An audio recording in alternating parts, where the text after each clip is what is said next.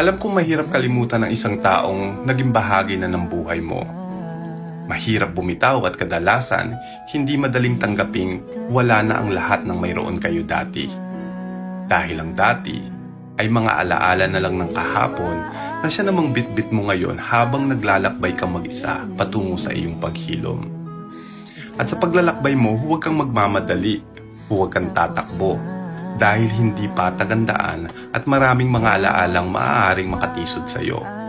Alaalang magpapahinto sa iyo at kung minsan, ililigaw ka at ibabalik ka kung saan ka nagsimula. Dahan-dahan ka lang maglakad. Kahit mabagal, ang mahalaga umuusad. At kung sakaling matisod ka sa mga alaala niya, okay lang ang matumba at pansamantalang huminto. Basta ang mahalaga, agad na babangon ka at hindi ka na muling matitisod sa parehong alaala.